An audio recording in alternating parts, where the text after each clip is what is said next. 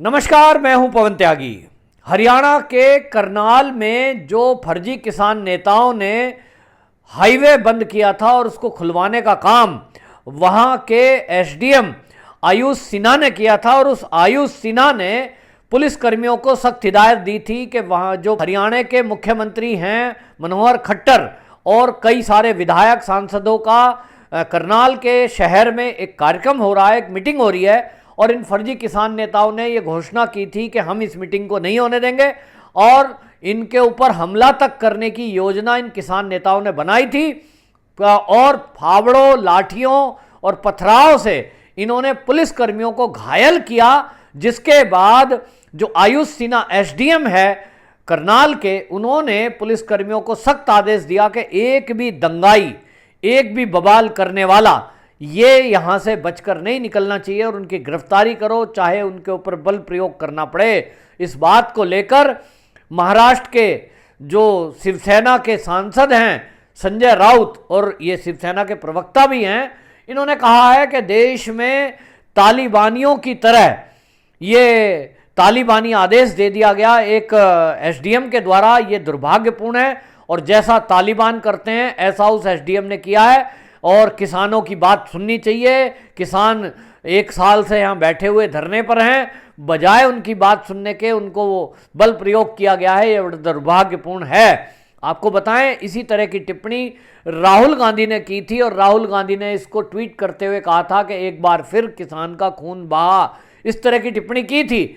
लेकिन आपको बताएं, चाहे राहुल गांधी कुछ भी बोले, चाहे संजय राउत कुछ भी बोले, लेकिन ये जो एसडीएम करनाल हैं, पूरे देश की जनता इनके साथ है, पूरे देश में इनके काम की तारीफ हो रही है और बाकायदा ये कहा जा रहा था कि जो ये एक साल से दिल्ली की सड़कों को घेर कर ये लोग बैठे हैं राकेश टिकैत की अगुवाई में, ये सब फर्जीवाड़ा है और ये केवल किसान नहीं है, ये कांग्रेस के एजेंडे पर काम कर रहे हैं और इसलिए इनको यहाँ से तत्काल उठाना चाहिए, बल प्रयोग करना चाहिए। और ये मांग तब और ज़्यादा हुई थी जब 26 जनवरी को लेकर इन्होंने दिल्ली के अंदर लाल किले में बवाल काटा था और 300 से अधिक पुलिसकर्मियों को, निहत्थे पुलिसकर्मियों को तलवार, लाठी, डंडों से घायल कर दिया था।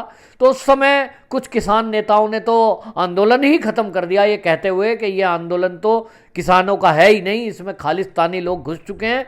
और ऐसे कई किसान नेता हैं जिन्होंने राकेश टिकैत और बाकी बचे हुए जो आंदोलनकारी अभी हैं सड़कों पर, इनके ऊपर आरोप लगाए हैं कि इनके संबंध आतंकवादियों से हैं और ये जो है आतंकवादियों के कहने पर उनका ही एजेंडा चला रहे हैं, इनके साथ सख्ती बरती जाए। तो आपको बताएं, ऐसे में एक तरफ एसडीएम की जब तारीफ हो रही है, क्योंकि ये पूरी जनता कह रही है कि क्या हमारे देश की या किसी भी प्रदेश की पुलिस केवल डंडा लाठी लेकर पिटने के लिए है कि ये किसान नेताओं के नाम पर ये तलवारें चलाएंगे, ये उनको मारेंगे, ये उनके ऊपर पथराव करेंगे और आंदोलन के नाम पर ये किसान का चोगा पहनकर बैठेंगे। तो किसी भी आंदोलनकारी को, किसी भी खालिस्तानी सोच के व्यक्ति को या किसी भी इस तरह के बवाल करने वाले लोगों को क्या इसलिए छोड़ दिया जाए कि वो किसान हैं, वो वृद्ध हैं या वो महिला हैं? आपने देखा कि कश्मीर के अंदर किस तरह से सेना पर पथराव करने वाले जो महिलाएं थी, जो बच्चे थे, वो कौन थे? वो पाकिस्तान के एजेंडे को चला रहे थे और 500-500 रुपए लेकर के वो सेना के ऊपर पथराव करते थे। तो क्या उनको ये कहकर छोड़ दिया जाए कि वो महिला हैं?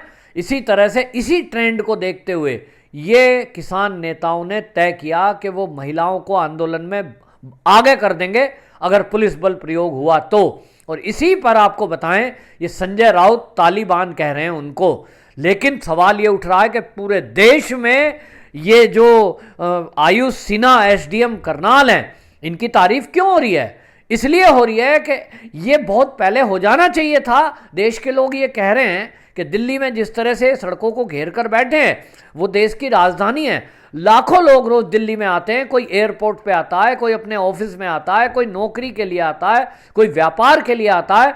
अरबों रुपए की चपत अभी तक दिल्ली के उद्योग धंधों को लग चुकी है, जिसको लेकर दिल्ली के व्यापारी सुप्रीम कोर्ट तक गए और सुप्रीम कोर्ट ने भी ये टिप्पणी की कि आंदोलन की जगह सड़क नहीं होती। और ये हम जानते हैं कि इसी जगह अगर आम आदमी कोई सड़क को घेर कर बैठ जाए तो पुलिस प्रशासन उसके खिलाफ केस कर देगा, उसको पकड़ करके जेल में डाल देगा। लेकिन ये किसानों का चोगा पहने हैं और इसलिए लगभग 1 साल होने को आया तो ये दिल्ली की सड़कों को और बाकायदा बॉर्डर को घेर के बैठे हैं, नेशनल हाईवे को घेर कर बैठे हैं, जो हमारे देश की राजधानी को सबसे ज्यादा प्रभावित कर रहे हैं। लेकिन वहां टेंट खाली हैं, उन टेंटों के अंदर कोई नहीं है, ट्रैक्टर ट्रॉलियों में कोई नहीं है, खाली पड़ी हैं, लेकिन इन्होंने सड़क घेर रखी है। अब किसान है और इसलिए इनको कोई हटाएगा नहीं। यही मजबूरी का फायदा उठाकर 1 साल से ये दिल्ली को घेर कर बैठे हैं। असली एजेंडा इनका यह है कि जो दिल्ली के लघु उद्योग धंधे हैं वो किस तरह से चौपट हो, किस तरह से चीन को फायदा पहुंचे। लेकिन संजय राउत जैसे लोग ये तालिबानी बता रहे हैं उस एसडीएम को, जिसने अपनी ड्यूटी निभाई, जिसने अपने अधिकारियों का कहना माना, जिसने अपने प्रदेश के मुख्यमंत्री को सुरक्षित किया।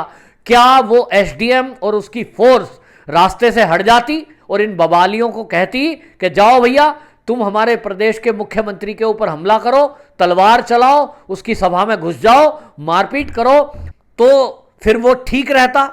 तो आपको बताएं, संजय राउत जो तालिबान कह रहे हैं, इस एसडीएम को तालिबानी बता रहे हैं। ये राकेश टिकैत ने भी बोला था कि तालिबानी कमांडरों के जरिए सरकार इस देश पे कब्जा करे हुए है। तो सुन लो राकेश टिकैत और सुनो संजय राउत के तालिबान किसे कहते हैं। तालिबान महाराष्ट्र की सरकार के जो आदेश हैं उनको कहते हैं तालिबानी आदेश। आपको बताएं कि आपने महाराष्ट्र की एक परंपरा है कि वो कृष्ण जन्माष्टमी के दिन दही हांडी का प्रोग्राम करते हैं। गली गली में ये प्रोग्राम होता है कि दही हांडी के प्रोग्राम में बच्चे लोग, युवा लोग बड़ी उत्साह से इसमें शामिल होते हैं। लेकिन आपने इस दही हांडी के कार्यक्रम पर रोक लगा दी। आपने महाराष्ट्र के किसी भी मंदिरों को खोलने की अनुमति नहीं दी, जबकि जो मस्जिदों के कार्यक्रम है उसके बारे में आपने कोई रोक नहीं लगाई। दूसरी बात, आपने बार खोल दी, आपने होटल खोल दिए। आपके महाराष्ट्र के अंदर पैसा दो और सुविधा लो, इस तर्ज पर बहुत सारे बिजनेस चालू हैं। अन्ना हजारे जो कि समाज सेवी हैं, उन्होंने भी अब ये कहा है कि जब आप बार और शराब के ठेके खोल सकते हो तो मंदिर क्यों नहीं खोल रहे, और इसीलिए उन्होंने आंदोलन की भी चेतावनी दी है। ये होता है अफगानिस्तान में कि अफगानिस्तान में तालिबानी राज आ गया तो उन्होंने कहा स्कूल बंद, फिर मंदिर तो होंगे ही नहीं। सिख लोग अपने जो गुरु ग्रंथ साहब की प्रतियां हैं उनको इंडियन एयरफोर्स के जरिए भारत में ले आए, क्योंकि उन्होंने कहा कि भाई तालिबानियों ने आते ही घोषणा कर दी है कि अब यहां सरिया का कानून चलेगा, अब यहां दूसरे धर्म के लोगों के लिए कोई जगह नहीं है। ठीक इसी तरह, इसी तर्ज पर महाराष्ट्र में आपकी सरकार ने आदेश दिया मंदिर नहीं खुलेंगे, दही हांडी नहीं होगा, बाकी कार्यक्रम नहीं होगा, लेकिन बार खुलेगी। यह है तालिबानी सोच। दूसरा, आपके विरुद्ध जो बोलेगा, चाहे वो बहुत बड़ा पत्रकार हो अर्नब गोस्वामी, चाहे फिर वो कोई विपक्ष का नेता हो, आप उठा करके उसको जेल में डाल दोगे। यह है तालिबानी काम। क्योंकि आपने तो नारायण राणे जैसे केंद्रीय मंत्री को नहीं छोड़ा, केवल एक बोलने के ऊपर। जैसी भाषा आपने इस्तेमाल योगी जी के लिए की उद्धव ठाकरे ने, ऐसा तो उन्होंने कुछ बोला भी नहीं। लेकिन तालिबानी सोच इसको कहते हैं कि यदि कोई विरुद्ध में बोला तो जैसे अफगानिस्तान में तालिबानी है ना कि सीधा गोली मारते हैं, बस आप में फर्क इतना ही है कि आप गोली नहीं मारते, आप जेल में डाल देते हो। आप इतना डरा धमका देते हो कि कोई और होता अर्नब गोस्वामी की जगह तो अभी तक तो सुसाइड कर लिया होता। इसी तरह नारायण राणे की जगह अगर कोई कमजोर मंत्री होता दिल का तो शायद अभी तक शर्म के मारे उसने सुसाइड कर लिया होता, क्योंकि एक केंद्रीय मंत्री का जेल में जाना ये बहुत बड़ी बात होती है। तो आप टेरर फैला रहे हैं महाराष्ट्र के अंदर, और आपने पत्रकारों को जेल में डाला। आपने एक नहीं अनेक पत्रकारों को जेल में डाला जिन्होंने शिवसेना के ऊपर कोई सवाल उठाया। हालांकि वो सवाल वो उठा रहे थे जो भारतीय जनता पार्टी के नारायण राणे लीडर ने उठाया, और जो आज भी उठा रहे हैं कि सुशांत सिंह राजपूत का आत्महत्या नहीं है, वो एक मर्डर है, और दिशा सालियान की भी आत्महत्या नहीं है, वो एक मर्डर है, और उसमें एक बहुत बड़ा लीडर महाराष्ट्र का फंसा हुआ है। यहां तक कि उन्होंने शिवसेना का नाम लिया। तो जब वो खुलकर बोल रहे हैं तो पत्रकार तो छापेंगे, लेकिन आपने पत्रकारों को पकड़ करके जेल में डाल दिया और अल्टीमेटली अब नारायण राणे को भी जेल में डाल दिया। वो तो हाई कोर्ट ने जमानत दे दी, वरना आपकी योजना थी कि आप बंद कर दें। और इस तरह से महाराष्ट्र के अंदर कई गिरफ्तारियां हुई हैं और वो गिरफ्तारियां बाद में पता चलता है कि वो तो आत्महत्या हो गई। लोग कहते हैं नहीं भाई ये आत्महत्या नहीं हत्या थी, ऐसे कैसे कोई आत्महत्या कर सकता है, अभी उसको पकड़ा जेल गया और वो सुसाइड कर लिया। ऐसे क्या सारी आत्महत्याएं महाराष्ट्र के अंदर होती हैं? ये सब सवालों के घेरे में हैं। लेकिन इतना फिलहाल जरूर है कि संजय राउत को अपने गिरबान में झांकना चाहिए। और अब जबकि उनके ऊपर तालिबानी आरोप लगे हैं कि इस तरह का आप परंपरागत जो हिंदू संस्कृति से जुड़ा हुआ दही हांडी का प्रोग्राम है, आपने उसकी परमिशन नहीं दी, मंदिर आपने नहीं खोले, तो तालिबानी कौन हुआ? दूसरी बात जहां तक मैं कहता हूं कि इस मुद्दे को चौटाला को जोड़कर दिखाया जा रहा है कि हरियाणा के उप मुख्यमंत्री हैं वो अभय चौटाला, वो भी कह रहे हैं कि एसडीएम ने गलत किया। ना, वो कुछ नहीं कह रहे। और यदि वो कह रहे हैं तो अभय चौटाला जी के आसपास जितनी पुलिस है, मैं कह रहा हूं खट्टर जी को कि उनके पास से हरियाणा पुलिस के जितने भी जवान उनकी सुरक्षा में चलते हैं हटा लें। और हटाकर मैं कह रहा हूं अभय चौटाला जा करके यहां किसानों के बीच में जाके दिखाए, आंदोलन में कोई सभा करके दिखाए, कोई मीटिंग करके दिखाए, और बिना सिक्योरिटी के जाए जरा, उसके बाद उसे पता लगेगा कि ये जो आंदोलनकारी हैं इनका असली रूप क्या है।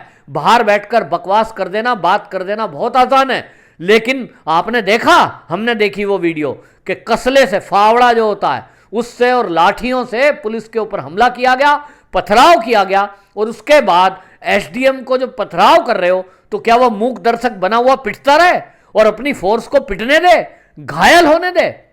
ये कायरता है।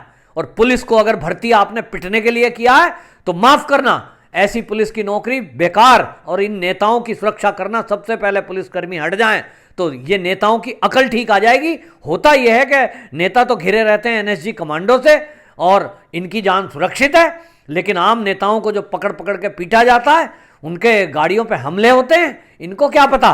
तो ये अपनी राजनीति में रोटी सेकने के लिए ये कह रहे किसान भी 200 दिन सोता नहीं है, 200 रातें। अरे भाई आप कौन सी बात कर रहे हो? यहाँ राकेश टिकैत और सड़क पे बैठे हुए लोगों की बात हो रही है जो ये एसी वाले टेंटों में सो रहे हैं। ये किसान है, किसान एसी वाले टेंट लगाता खेत में जाके। किसान के बच्चे हम भी हैं, गांव में ऐसे ही सोते हैं डोल पे। सोता भी कौन है खेत में? गांव में भी किसी को, जो किसान है ठीक में आज की डेट में, उनको कोई ठीक से खाट भी मुहैया नहीं है। यहाँ एसी में टेंट में डीजे बजा के ये बादाम काजू और पिज़्ज़ा खा रहे थे। ये किसान है? ये केवल और केवल राजनीति चल रही है और इनके साथ सख्ती से निपटने जाना चाहिए। और ठीक इसी तरह दिल्ली पुलिस को त्वरित कार्रवाई करते हुए दिल्ली की सड़कों को भी खाली कराना चाहिए। एक बार फिर मैं सैल्यूट करता हूं, आपको बताएं एसडीएम करनाल जो कि आयुष सिन्हा है, उनको विशेष सैल्यूट है कि उन्होंने बहुत अच्छा काम किया। और मनोहर लाल खट्टर जी को भी हैट्स ऑफ है कि उन्होंने राजनीति ना दिखाते हुए कोई उल्टा बयान नहीं दिया है।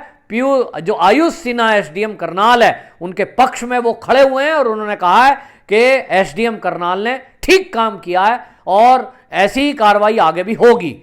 तो मनोहर लाल खट्टर को भी शाबाशी देनी होगी कि पहली बार एक ऐसा मुख्यमंत्री आया है जिन्होंने आगे आकर शासन और प्रशासन की एक तरह से खुल के पैरवी की है और जो उनका आदेश था उस पर वो कायम है। वंदे मातरम।